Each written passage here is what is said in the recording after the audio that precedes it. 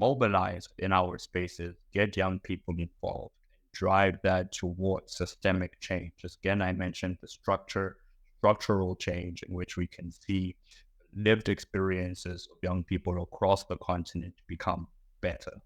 Every major movement in the history of the world, you will notice, was started by young people. And I believe that is a trend we can continue. And it then becomes our responsibility, if we fall within one of these four categories, to What does it take to build the next generation of African leaders? How can young people rise to the challenge of political participation, economic development, entrepreneurship, and leadership development in a rapidly changing Africa? Today, we are going to be diving into all of these questions with a man who is inspiring young people across the continent of Africa, David Skabwa. From championing youth development in South Africa to inspiring movement of the future leaders, David's story is one of resilience, vision, and passion for youth development across the African continent.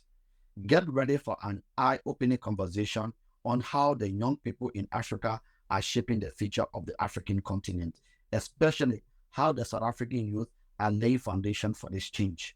But before I turn the platform over to the guest, I want you all to please subscribe to this YouTube channel so that whenever I post similar contents like this, you'll be amongst the first people that will be notified.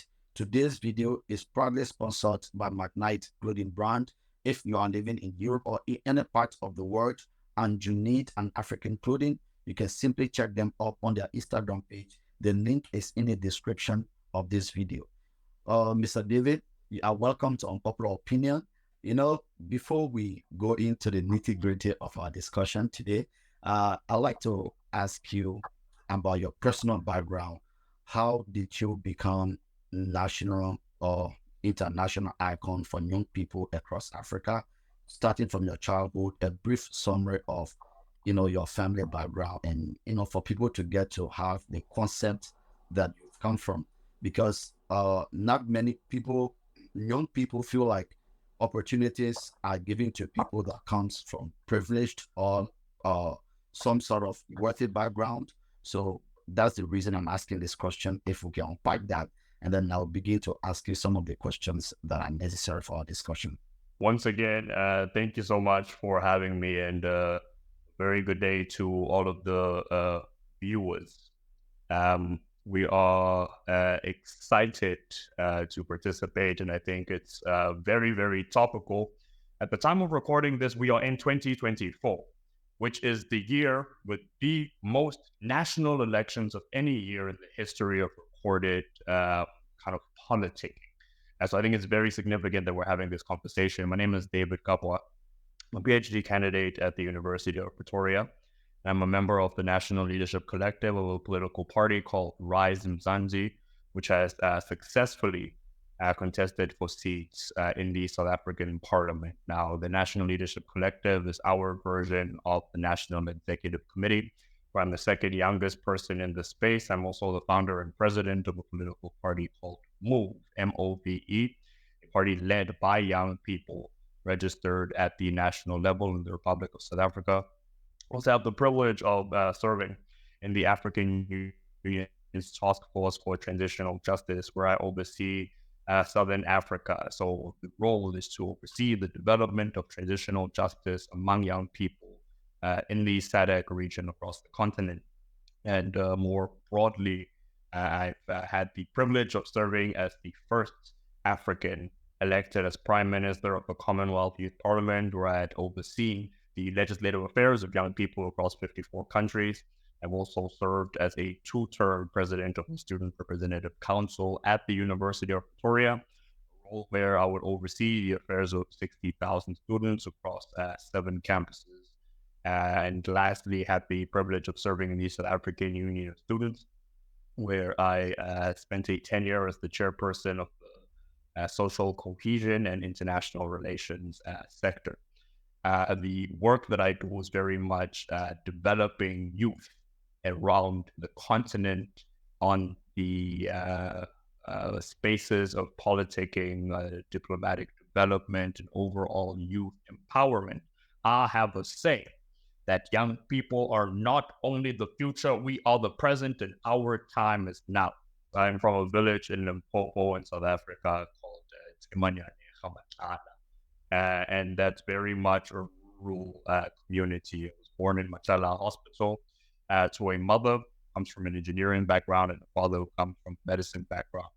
But at the time I was born, I had over uh, a number of difficulties growing up. I used to see my parents fight and struggle and scratch and claw to make a better life for myself and a better life for my siblings. Now, my father, being a medical doctor, uh, really taught me the value of helping people. If I were to summarize my ambition in life, it is quite simply to help people.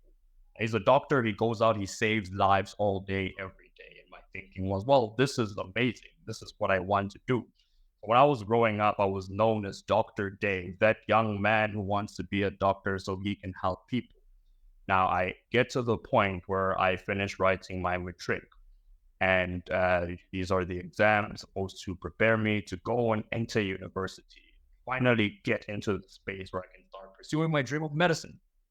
The marks did not reflect the way I had hoped that they would. And I think for many of us, this might be something we can relate to. Now, the issue was at the time, my thinking was if you want to help people, you get into kind of the STEM area of career development. So very much careers aligned with medicine, perhaps engineering, or matters of accountancy, anything that has to do with science, technology, engineering, mathematics. Now, I had the opportunity to serve in the South African Children's Parliament, and we wrote a bill that changed the lives of about 15,000 children in the Gauteng province. And this excited me in ways that I cannot even begin to describe. And it was through this that I realized, well, politics might be a different way to assist people. When I finally got accepted for medicine, I chose to study a Bachelor of Political Sciences, did an honors degree in international relations, did a master's in diplomatic studies, and now pursuing the PhD. And my background, I suppose, is one of very humble beginnings. When I was a child, I used to wear my sister's clothing once upon a time, simply because we could not afford to get my own. And I look at kind of the trajectory, the growth, and the development, and I'm reminded and humbled by the fact that the only thing that can stand in our way is ourselves. When you set your mind to it, there is absolutely nothing and no one that can stand in your way. So this opportunity I want to take is just a very important reminder that as a young person, regardless of your background, your situation, or your circumstance, you have the power, the ability, the capacity to do more, to do it well, to do it in such a way that we are impactful. Never let anyone tell you that it is not possible. I have not even started yet, and for me, that is the most exciting prospect. I'm very grateful that platforms such as this one exist because I am of the view that my network is now your network is now my network, and we will use these networks to build bridges for more African youth to be able to walk across to a better tomorrow, a greater future, and a contribution the likes of which the continent has never seen. And once again, to be on the Unpopular Podcast, I think, or the Unpopular Opinion Podcast is very topical because it is very much regarded in many spaces and as an unpopular opinion to regard you as the present instead of the future. That is a view that I espouse, and it is a statement that I will stand by. And I'm excited for us to unpack this conversation a bit further. Thank you very much. Now inside of our discussion, I'd like to understand from your perspective, what do you think are the basic challenges that young people face in South Africa and across Africa in terms of participating in political processes, such as becoming standard bearers, having their own political parties? You have registered a political party now in South Africa, strong, active participants in the political process in South Africa. How can other young people in other countries be able to overcome all of these challenges? And how can we be able to make positive impact, not just participation, making positive impact after overcoming the challenges? So I sincerely appreciate that, and it's a very key question. And I think the response is quite simple in its nuance, and that is the greatest challenge that we face is the challenge of tokenism. The inclusion of young people in the political space across various entities that exist right now is the notion that young people are often pigeonholed into our own space. So yes, we will create a table for young people instead of bringing young people to the main table where the discussions are happening. Although there is participation, oftentimes we'll find that that participation is not substantive. I had a number of conversations with various political parties before deciding to start my own. Nothing against them, but I'm of the view that it is important to do things differently. So eventually I decided it would be best to simply start my own. And that was a very, very challenging process. One of the key motivating factors why I decided to sign up with the party that I am with right now, Rise and Zanzi, is because of two considerations. The first being that the involvement of young people in my current political party is not one of tokenism. Um, we have a saying that the party is being built by young people. When I go and I visit different communities as a leader in the party, I am always fascinated by the responses I receive. Oh, wow, we did not expect a young person to be the one whom we are welcoming in this community. And then when we get into engagements on issues, we start to see that one's age is not an indication of one's level of competency or inability. I think rather it is an indication of one's willingness, one's growth, one's ability to demonstrate that one can make a meaningful contribution. The second element has very much been the consideration that one must be able to exercise agency. So yes, participation is good, but is it participation where one can actually make meaningful decisions and not simply give a facade that there is a substantive level of participation. So the reason why I'm harping on about tokenism in particular is because I had a conversation with one of the young people in my party, and he approached me and said, well, Dave, when are we starting a youth wing? When does that develop? When does that become the reality? And I said, I am vehemently opposed to the idea of starting a youth wing because it heavily implies that we will create a separate category and stuff young people in that category. And in my view, it is not a substantive level of representation. So I definitely think this is the biggest barrier of entry. Recently, Rise and Zanzi, we engaged with the Youth for Parliament, which is a very fast-growing movement in Zambia. I believe they have one of the highest turnover rates of getting young people into spaces of authority and legislation. And I remember hearing from one young lady who was contesting, I believe, to be the provincial leader of her party as a young person. She was undergoing an interview process.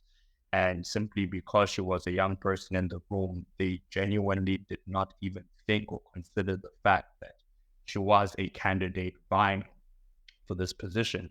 So they began to openly discuss secrets, not understanding that essentially you were discussing secrets amongst what could be understood as your political opponent. And then afterwards, kind of retroactively, she was approached and told, well, you know what? Just allow this person to be there now. They've been in the party for years. They've contributed. You're still young. We'll find something for you. Just, calm down for the time being. That is something that I fundamentally disagree with. South Africa, we have 9 provinces. And in my party, we like to say we have 10 provinces. And we consider what we call the youth and students chapter as the 10th province. Because in terms of resource allocation and time and energy and effort, we are not treated as a separate entity. We treat it as part and parcel of the operations running in the party all across the country. And that, in my view, was one of the best ways to defeat tokenism. Young people should not only have a seat at the table, we must be part and parcel of the decision making. That is when we are able to overcome any of the ills. And obviously, within the notion of tokenism, there are various challenges. Many of them are resource constraints. Others are the simple ability to get into spaces where one can demonstrate a high proficiency in competency as well. But I think I'm going to just park it there. Tokenism, I think, is one of ills in spaces of representation that prevent substantive growth and participation. And the same is true for young people. Recently, I've conducted some research, regarding youth development, and some of the major challenges that they face is about ageism in terms of age problem, because when young person walk into a group of an elderly people in a political discussion, you'll be told, my son, you are equal to the, you are my niece, my nephew, all of these discussions that young people experience. So at the end of the day, they are denied the opportunities to be able to participate in free and fair processes. This is something you talk about tokenistic. That's what the African Union developed a term. I think it was in 2000, after the launch of the AU in South Africa. They launched a term, they called it the youth term, where they will be able to sit and discuss with the young people as to what they want or what they expect or what is expected of the young people in Africa. But that policy has not been able to be realized by the African Union, because rather than sitting with the young people, they often discuss amongst themselves and impose or just implement policies that they made on their own without the intervention of the young people. So based upon that, policy monitoring and evaluation tends to be a very critical aspect of the African Union that is lacking. But, coming to my question, how do young people often, the issue of political participation is now becoming delusional to young people across Africa, even including South Africa. How do young people, or how can we inspire young people to be able to see politics as a means of changing the governance system, economic structures of various countries across Africa, including South Africa? And it's a really, really good question. And I must say, I'm very impressed by the level of research that you indicated. And I want to touch on 2 points, because I view your question as having a part A and a part B. So part A, I don't want to speak to the notion of structuralism. So I identify as a post-structuralist in terms of my kind of theoretical framing in relation to how I view the world. I'm going to give you the loosest possible definition, the kind of definition that will probably make political scientists cringe, but just for the purpose of understanding. So think of structuralism as the worldview that the world consists of structures. In those structures, there are elites. The elites determine how those structures function. Therefore, if you are able to be an elite, you essentially control how the world operates. Now, post-structuralism is the view that the elites in such a structure can change. A good example being China being part of the P5 in the United Nations, whereas before it was very much considered a global South state or a third world, although we no longer use the term a third world country some time ago. I take this and draw it to the point that you've made on the African Union, again, within the notion of structures. So the structure of the African Union, in this I've seen, does confuse quite a few people. I must say, in working with the African Union, yes, kind of the nature of bureaucracy I do find frustrating, to be perfectly honest, but there's a very real effort to engage in what's called cross-cutting measures. And the disconnect is as follows. The structure of the African Union, there's the African Union, and within it is the African Union Commission. So you'll notice every year there is a president of an African state who becomes the chairperson, but then there's also a chairperson in the African Union.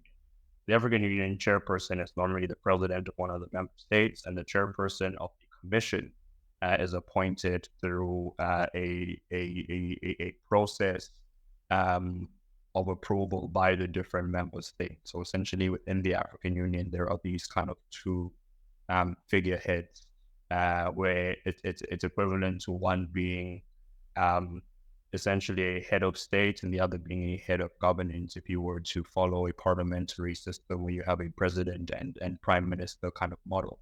Now, within that modality, what you'll find is within the African Union Commission, there are very real kind of efforts made to ensure youth participation beyond tokenism.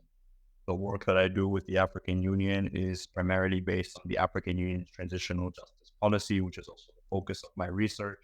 And in this regard, I have been grateful for more substantive engagements. Now, the disconnect is going down to the second point of politics.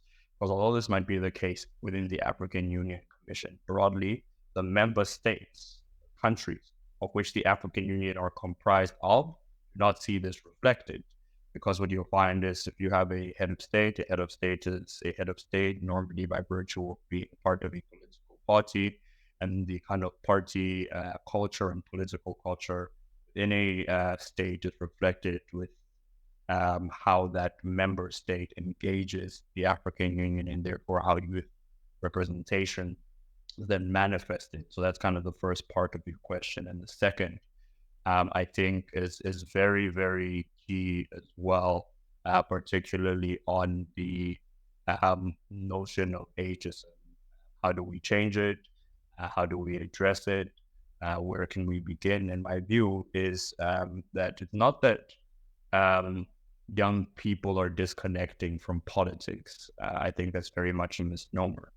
I think what the reality is reflecting both in South Africa and regionally is that young people's engagement is now in kind of informal political spaces. You'll find there's been a very big upwards trend across the continent.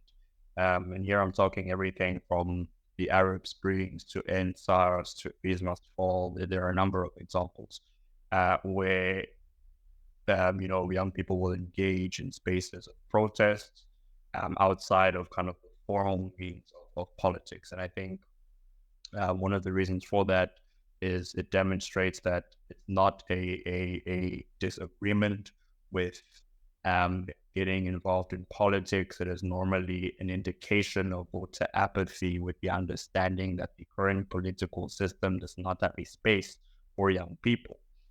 Therefore, we seek to create our own spaces. I think what then becomes important is to consider the following. My view is there are four kinds of activists. The disruptor, which is the most prevalent form of activism. There is the active citizen, who has the ability to mobilize.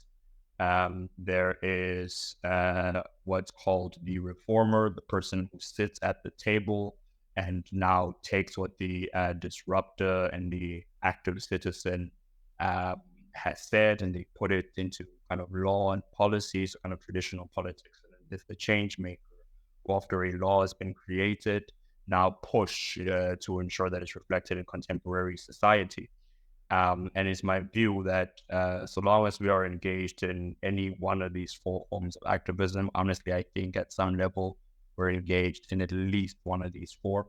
That continuous engagement becomes important, and it needs to be a more streamlined approach to engaging with reformers in particular. And one of the best ways to do that is to make sure that we ourselves, as young people, become those reformers. We will not get a seat at the table, so we will take a seat, we will sit down.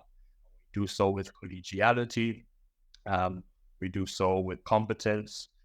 We do not do so simply for the purpose of being antagonistic, but we do so with the intention of making a meaningful contribution. Every major movement in the history of the world, you will notice, was started by young people.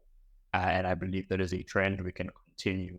And it then becomes our responsibility, if we fall within one of these four categories, to mobilize in our spaces, get young people involved, drive that towards systemic change. Again, I mentioned the structural change in which we can see lived experiences of young people across the continent become better. All right. Thank you very much. Just to add up to what you said, African Union has the system already, but various countries in the that comprise of the African Union, they do not go beyond implementing international treaty.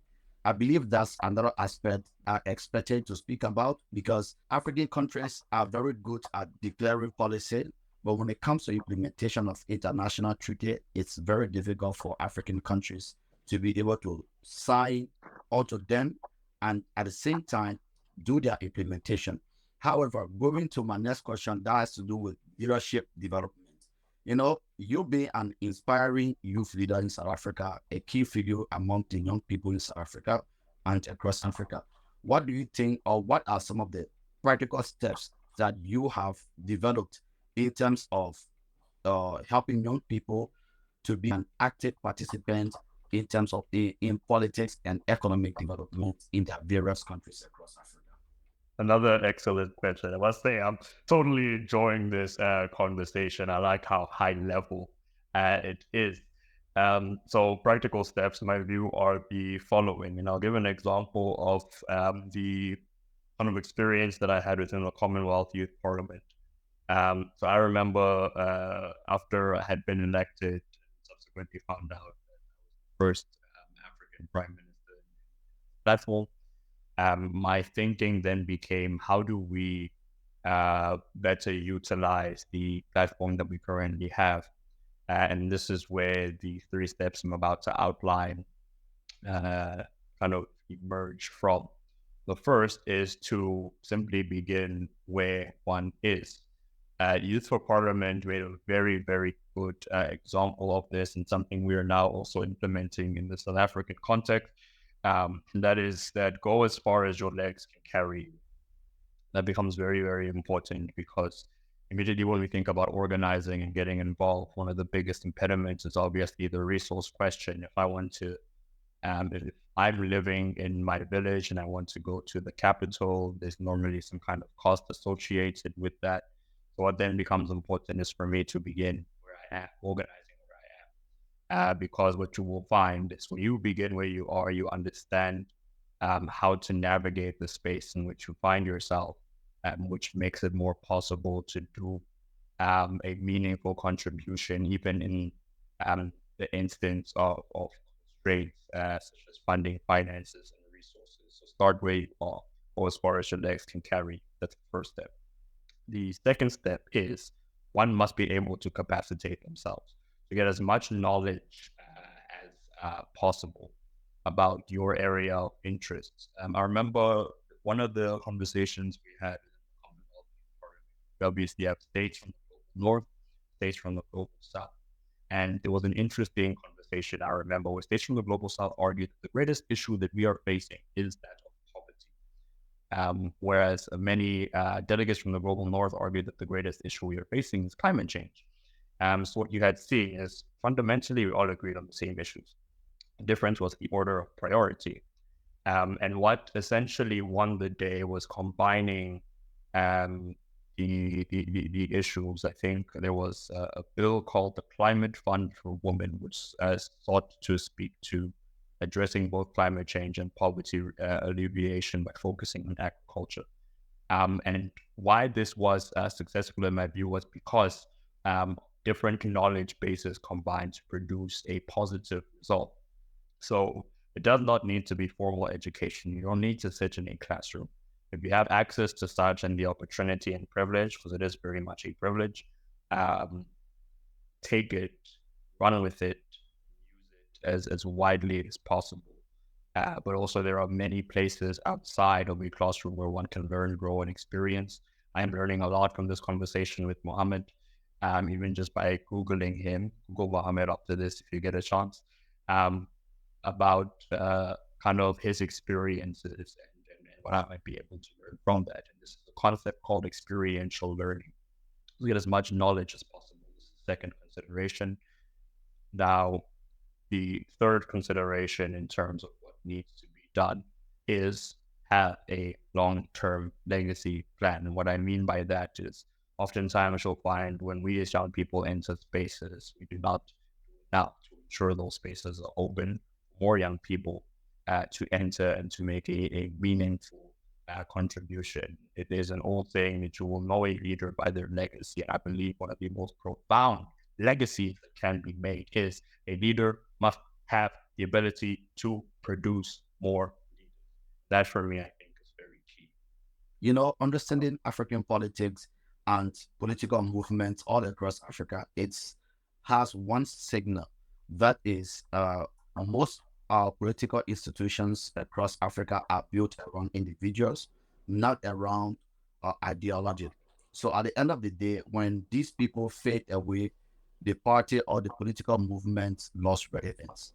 And I'm going back to our discussion that is South Africa has a rich history of political movement that has been led by young people, from the Soweto uprising to Fees Must Fall. All of these protests were organized by young people.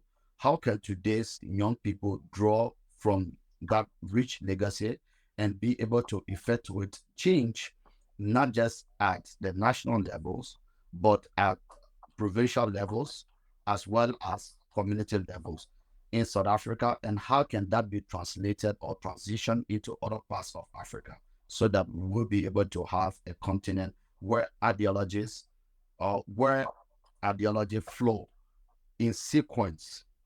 Well, that is very true. And broadly speaking, I think it's a global phenomenon. In the beginning, I mentioned 2024 has more elections than any year that we have seen in global history. And the trends globally are indicating that there is a very distinctive rise in the prominence of populism. So essentially the politics of personalities, as you have mentioned. And I think what then becomes important is one's ideology is very key, but the ideology is normally reflective of an organizational or movement culture. So developing an organizational culture then becomes very important. And I'll give a very simple example. There's an old experiment that I think you might be familiar with.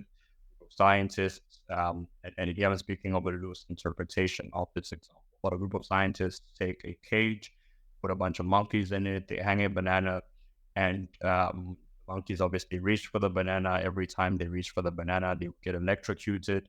So eventually they learn, don't reach for the banana. What then happens is they would then introduce new monkeys into this cage, and they don't know they're about to be electrocuted. So they would reach, they would get electrocuted. When I say electrocuted, all of the monkeys in the cage feel it.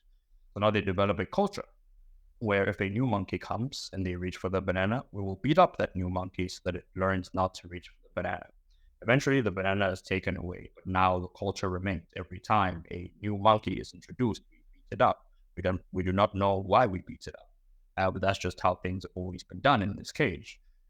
So a very negative organizational culture in this very silly example that I'm given has been developed.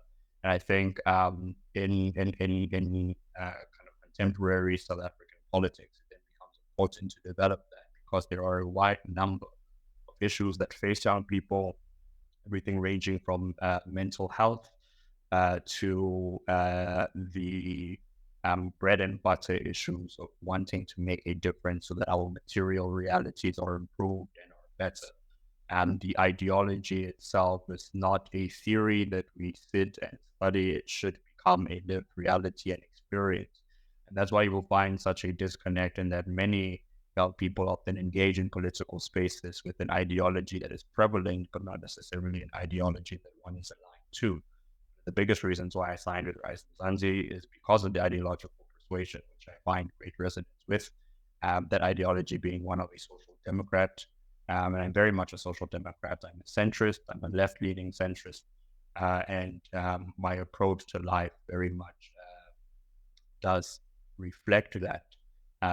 So I think developing a movement culture, and I say a movement culture because politics is more than just party politics. It is what happens both in parliament, outside of parliament, in parties, in communities, in the streets. A consistent kind of work culture in that regard then becomes absolutely pivotal, very, very key. Go to my next question. That has to do with economic development, because we can talk about politics, but politics is being supported by economic power. And South Africa nowadays, you find out that many young people are not employed. There's a huge disparity between the wealthy people and the poor people. And poverty continues to become a day-to-day challenge in South Africa. How do you think we can inspire, or you can inspire young people to go into entrepreneurship? And if you like for young people, if you are encouraging young people to go into entrepreneurship, what are specific areas that you think young people can explore, considering the growing number of population of young people, not just in South Africa, in Africa as well? Because recent statistics indicate that over between now to 2035, about 365 million people will be young people between the age of 15 to 25. And from 2035 to 2050, we'll have additional 460 million young people, which reflects huge number of demographic significance for young people, consisting about 60% of the African population is going to be around that population between 15 to 45, which the AU and ECOWAS or other African regional bodies have declared as youth. So how do we inspire this population to to get into entrepreneurship? A very good question. And I've noticed I've said that with all of the questions. I'm thoroughly having a good time, and I think it's because these are discussions that we need to be having in terms of activating young people in spaces of entrepreneurship. What then becomes important is two areas. First is one's network. I think what's very important for us as young people is to grow and develop our networks. You'll find that the most successful career individuals oftentimes were exposed to that career by virtue and by means of the network in which they find themselves. That becomes key because the network allows for growth and development, but it also allows for kind of connections one is needed in order to essentially grow one's wealth, and really just engage in basic economic principles. So again, assuming that you're looking at Keynesian economics, when we think of simple principles such as marginal utility, rational choice theory, or even opportunity cost, and I think opportunity cost might be the most relevant for this discussion. Core premise has been, how do we do the most with what we have, or how do we do the most with the least amount possible? And I think making use of one's network becomes important because if I plug into your network and you plug into mine, we enter different spaces. In those spaces, the network grows, it expands. And if you're thinking about entrepreneurship, business development, particularly economic development, this is the basics of a growth trajectory. So I always encourage young people, grow and develop your network, try and enter as many spaces as you can. The second consideration is find a mentor, someone who has walked the path you are trying to walk. And just having mentorship to assist me in this area has been very, very helpful, both in saving time, but also leaning on knowledge and experience that allows me to do so effectively. So getting a mentor, and this also applies to entrepreneurship, but politics as well. In my life, I got three individuals who fill a very kind of significant mentorship role. The one being my pastor, spiritual father, kind of assisting me in kind of the areas of prayer and development. One is my mentor in politics, a brilliant political mind who's worked on campaigns such as Clinton and Obama and such. And the third is someone who's very much involved in the youth development space. And they serve as sounding boards, they keep you grounded, but they also assist in terms of exposure. So build a network, get a very well-informed mentor, and what you'll find is entrepreneurial development becomes more of a reality. Mentorship was actually the next question I was coming to, and and you've been able to answer that in answering the previous question. We it's almost like we just started the show because I'm actually enjoying this conversation, and we are coming to an end of our discussion. But I just have two more questions before I take a leave with you. In terms of political participation, young people voices are not being heard.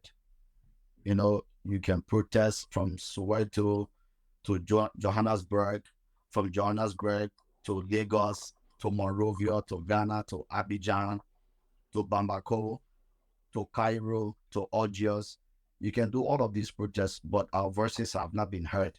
What do you think should be some of the practical steps that young people should take to enable us or to enable their voices to be heard?